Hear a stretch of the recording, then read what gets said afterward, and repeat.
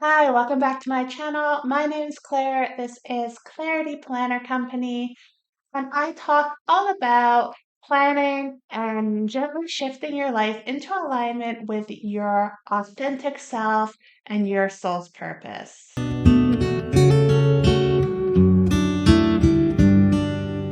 So recently, I've really been feeling kind of the shift of the season. I spoke the other week about kind of the impact of the darkness of the days and the seasons changing and all of that. And obviously, we are now heading into kind of the daylight savings, time changes. We are losing an hour in the morning once the clocks kind of fall back. Just the impact that that has on our lives. And I don't know about you, I would much rather they just split the difference in the middle and kind of not have to go back and forth on the time changes. I feel like just the entire landscape has changed. People are not kind of all working the fields and doing agriculture anymore. So many of us are in buildings and offices, working from home, and we just don't really have the same need to maximize the hours of daylight and manipulate the time in the same way that maybe we did in the past. I also find that just for so many people, it knocks their schedules off, and we just need to take that couple of weeks to adjust kind of to the time change and all of that. And it just feels a little bit unnecessary with the pace that the world's running at right now and just the nature of things in general. So, something that I like to do when I'm preparing for the time change is kind of take it into consideration the night before. If you know that you're going to be losing an hour of sleep that night, maybe try to get to bed a little bit earlier so that you have that extra time resting, even if it's not something where you're able to fall asleep an hour earlier, but at least you're in that zone of rest and relaxation. So you're not fully losing out that hour of kind of recuperation time overnight. The other thing is when you're losing an hour in the morning, you can definitely use that as incentive to really maximize the results of your nighttime routine. So maybe things that you would typically do in the morning, you can actually get ready the night before, save yourself the time in the mornings, and that could actually potentially be a more effective way for you to handle your evenings and your mornings moving forward. It might be something that really works for you. So, say if you're needing to get out of the door by a certain time, maybe preparing the lunches the evening before, maybe setting out your outfits that you're going to be needing, your shoes, making sure all of your bags and backpacks are full of the things that need to be packed away for the next day so that that's one less thing that you need to think about in the morning when you're already probably a little bit more tired than usual, as is everyone that's in your household. So definitely trying to take the time the evening before, get yourself as prepared as you can for the next day, but also you get to bed that little bit earlier and start to shift your body into the new rhythm that it will be experiencing moving forward. Then obviously, because we are going back an hour, it's also going to be getting darker a lot earlier. So maybe before you would have some light until 6, 7, maybe 5, depending on where you are. But now with the time changing, it's just going to feel like it's dark when you go to work or you go to school. It's dark when you get out of work, out of school, or whatever you're doing during the day. And that can really take a toll on you in terms of your mental state.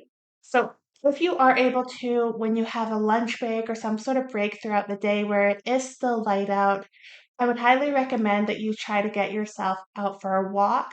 So, what I like to do is on my lunch breaks, it's a great excuse to take the dog out for a walk, get a walk in for myself as well, and just soak in some of that vitamin D, especially during the months where outside of work hours it is just dark all the time, or that's at least how it's feeling, or there's very little time to really capitalize on the daylight. So, for a midday walk, whether you have a dog, whether it's just by yourself, can be a great way to get yourself out in the fresh air, get yourself out in the sunlight, get that vitamin D, and just infuse that energy and hopefully lift your spirits a little bit throughout the day just to keep you going through the darkness and through this period of the year. And then the last thing would be depending on how the seasonality impacts you, how the darkness impacts you, it may be worthwhile to see is there something that you can do to actually bring more light into your home and into your life during the darker hours? So, is it something where maybe you need to bring like more lamps into your space or make sure you have the lights on?